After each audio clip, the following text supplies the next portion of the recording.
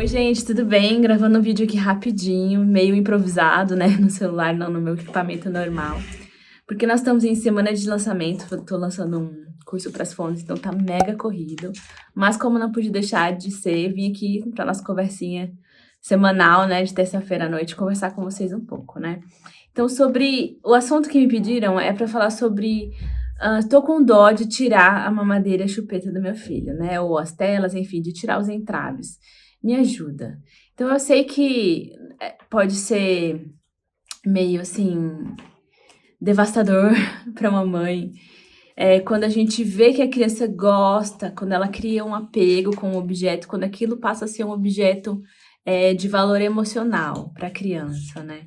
Então, até por isso, eu não sugiro uma retirada brusca, e sim uma retirada gradual, né? Não sei se você conhece, é meu método de tirar a chupeta, mas eu vou colocar aqui para vocês. Então, reduz primeiro durante o dia, oferece outras coisas no lugar, oferece tempo junto pela criança, porque o apego dele deve ser mais às pessoas do que às coisas, né? Então, ele às vezes faz uma transferência, mas por falta de ter a pessoa. Então, tenta compensar oferecendo mais presença, né? Mais contato, mais abraço, mais carinho, mais colo. E vai diminuindo aos poucos o tempo. O meu método de tirar chupeta, a gente vai modificando a chupeta bem aos poucos, de forma que o bebê não perceba. Se ele for pequenininho, isso funciona muito bem. Se ele for maiorzinho, às vezes funciona, às vezes não. Às vezes a criança acaba querendo abandonar a chupeta porque percebeu a diferença ali.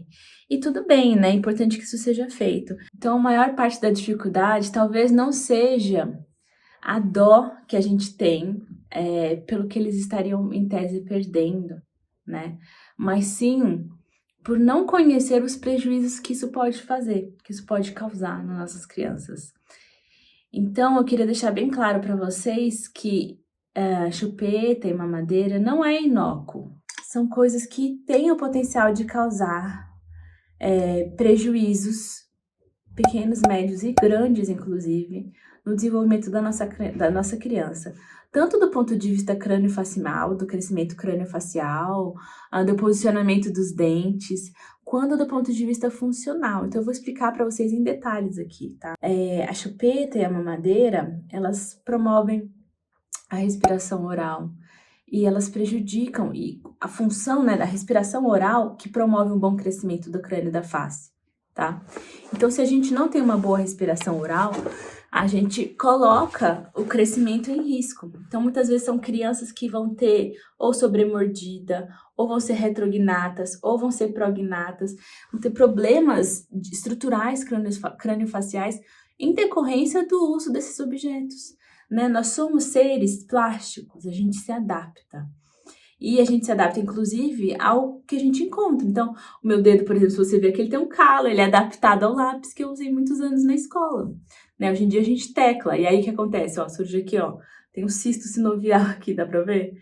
Que foi por ficar digitando. Então, o nosso organismo, ele se adapta às demandas. Então, aquele objeto na boca, com frequência, na boca da criança, gera adaptações. E que adaptações são essas? Dificuldades funcionais e estruturais, né? Então, em termos estruturais, é isso. Pode ser que a criança vá ter que usar aparelho por muitos anos. Crianças que acabam, às vezes, em cirurgias ortognáticas por disfunção, né? Então, é muito sério isso, né?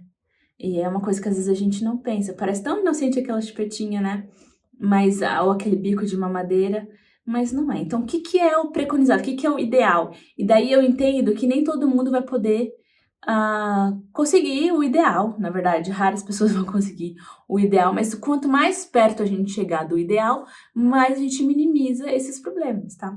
Então, a criança que foi amamentada no seio materno é o ideal. Tem gente que não consegue por N fatores, às vezes a pessoa passar por procedimento médico, às vezes algumas doenças, enfim, tem uma questão de coisas ali que não cabe a nosso aqui julgar quem conseguiu, quem não conseguiu, por que não conseguiu. Basta dizer que é o ideal e que nem sempre se consegue o ideal.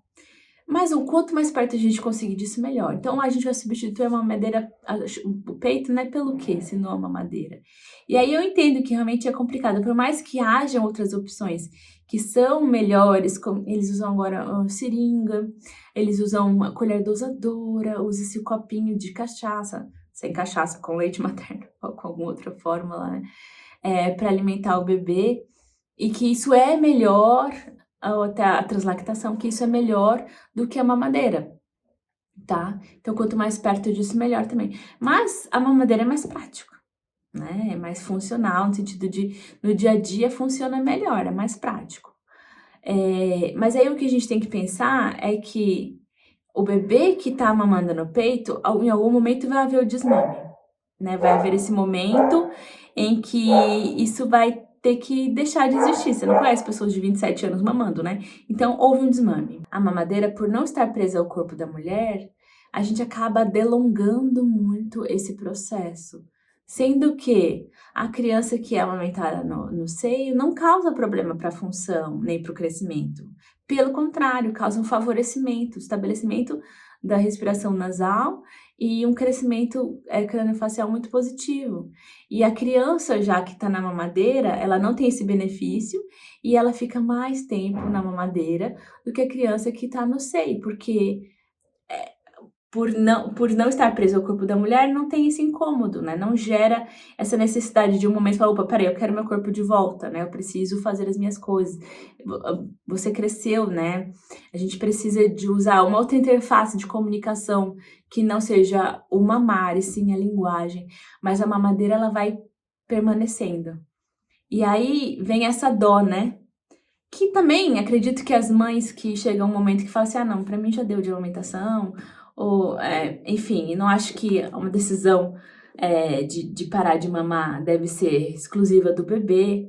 Eu acho sim que pode partir da mãe, né? Já uma vez que é uma dupla, qualquer um dos dois pode achar que chega, pra mim já deu, e ter que sinalizar isso pro outro. E aí é um momento difícil, né?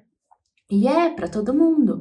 Mas que aí, se você cai na besteira de trocar o peito pela mamadeira, você vai precisar de um segundo desmame depois, que é o da mamadeira, porque ela não pode permanecer, porque ela causa todos esses prejuízos que eu comentei com vocês. Mas claro que a gente pode fazer com calma, claro que a gente pode ser gradual, claro que a gente pode ter essa sensibilidade, que a gente pode programar para um momento, vai ter um fim de semana aí com feriado, a gente vai, leva a criança a passear, ela se distrai mais, enfim. A gente pode se organizar para fazer uma transição mais suave para as nossas crianças, não tem problema nenhum, né? O que a gente não pode perder de vista é que isso não é inócuo e que causa prejuízos, né? E esses prejuízos podem ser leves, ou eles podem ser moderados, ou eles podem ser graves, né? E que isso a gente não tem muito como controlar.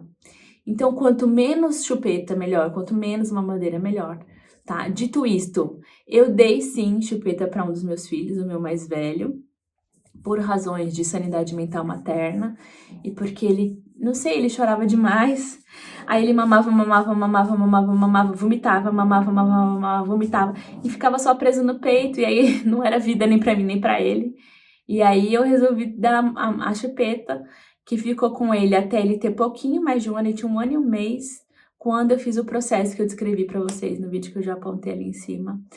Pra tirar, tirou, sem nenhum, nunca chorou, né? Não teve uma lágrima, nunca pediu a chupeta.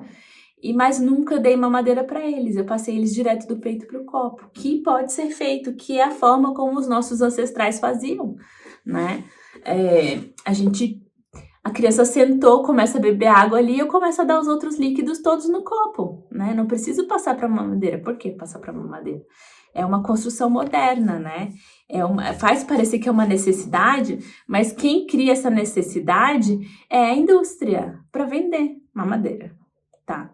Então, não é necessário. A gente pode ir direto do peito para o copo. Crianças pequenas conseguem manejar copos.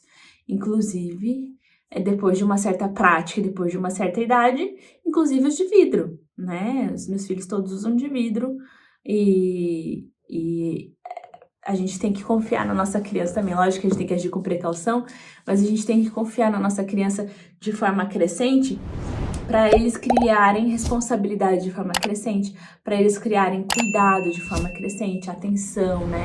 Enfim, eles precisam criar tudo isso. E isso é criado conforme a necessidade ali, né? Então, era isso esse vídeo de hoje, tá? Não tem problema nenhum você querer fazer uma transição suave para sua criança. Tem sim problema em você achar que não traz prejuízo algum, em que mamadeira e chupeta não trazem prejuízo algum, porque isso não é verdade, tá? E aí você faz isso na melhor das intenções e depois você vai pagar caro no futuro com tratamentos ortopédicos, ortodônticos, com às vezes problema de tendo que levar na fono para melhorar a flacidez dos músculos, dificuldade de mastigação, problemas de fala, enfim. Era só essa consciência que eu queria criar em vocês, tá bom? Qualquer comentário pode deixar aqui embaixo que eu respondo. Te vejo na semana que vem.